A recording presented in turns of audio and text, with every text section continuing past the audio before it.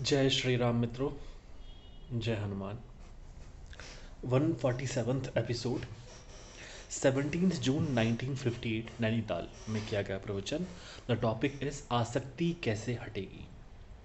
जब तक मनुष्य नाना प्रकार के विषय भोगों में लिप्त रहेगा, आशाएं तृष्णाएं वासनाएं बढ़ाता रहेगा, ठीक प्रकार से आचार व्यवहार नहीं करेगा, तब तक आत्मध्यान, आत्मज्ञान, आत्म आनंद में स्थित नहीं हो सकेगा।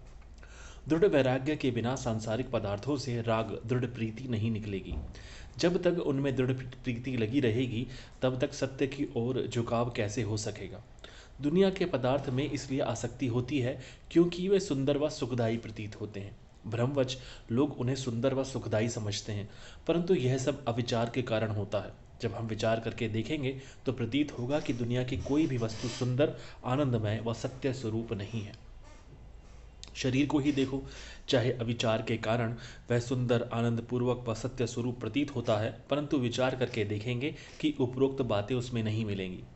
विचार करके देखा जाए तो शरीर पैदा हुआ है माता पिता के रज व वीर्य से, अर्थात गंदगी आदि से यह शरीर बना है। भला इस शरीर में क्या रखा है।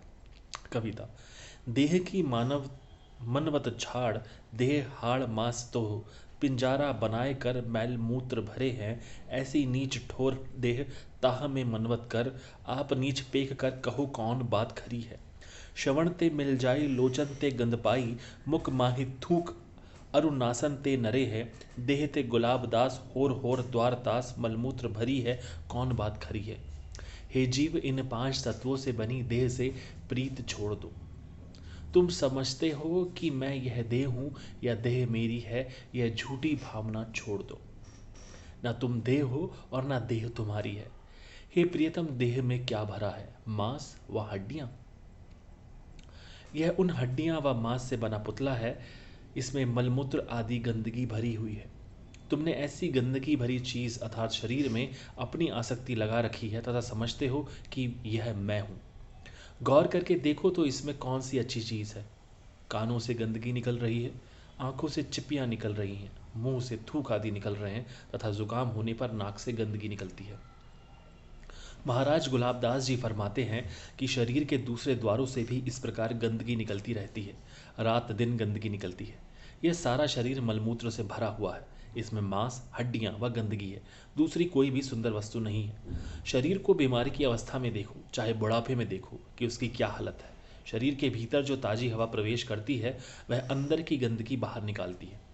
भोजन व पानी के भीतर भी जाकर कुछ समय में ही खराब हो जाते हैं। उल्टी आने या दस्त लगने के समय देखो कि शरीर से क्या निकलता है। फुंसी जब फटती है तो अंदर से क्या निकलता है। मृत्यु होने पर शरीर को 2-3 दिन घर के किसी कमरे में रख कर देखो, उसके निकट एक पल भी खड़े नहीं हो पाओगे। अर्थात देह है ही मृतक शरीर, उसमें सुंदरता कहाँ है। अब देखें कि क्या यह शरीर आनंद स्वरूप है। यदि यह शरीर आनंद स्वरूप होता तो आनंद की प्राप्ति के लिए हम इधर उधर क्यों भटकते। इसका अर्थ है कि शरीर आनंद स्वरूप भी नहीं है, परंतु दुखों का घर है। जिसने यह शरीर प्राप्त किया है वह सदैव दुख भोगता रहता है, दुखों के कारण चिल्लाता रहता है। गर्भ का दुख, जन्म का दुख, बचपन का दुख, बुढ़ापे का दुख, बीमारी का दुख तथा अंत में मृत्यु का दुख, उसके बाद 84 लाख योनियों में भटकने का दुख। अर्थात सिर्फ दुख ही दुख है। कोई कहता है कि शरीर प्रेम स्वरूप है, परंतु वह भी नहीं है। चाहे कोई राजा हो, परंतु वह अपना कर्तव्य पालन नहीं करेगा तो प्रजा उससे प्रेम नहीं करेगी। यदि प्रजा भी अपना कर्तव्य पालन नहीं करेगी तो राजा का उसमें प्रेम नहीं होगा। इस बात को समझने के लिए ब्रह्मदारणिक उपनिषद पढ़कर देखो, जिसमें महर्षि वाल्मीकि ने अपनी धर्मपत्नी मैत्री को यह बात समझाई है। इससे प्रतीत हुआ कि शरीर प्रेम रूप भी नहीं है, शरीर सत्य रूप भी नहीं है। सत्य का अर्थ है जो सदैव या स्थिर रहे। यजुर्वेद के 4 अध्याय में कहा गया है कि शरीर के कारण कोई नहीं बचेगा। इसका अर्थ यह है कि जो शरीर पैदा हुआ है वह अवश्य ही नष्ट हो जाएगा।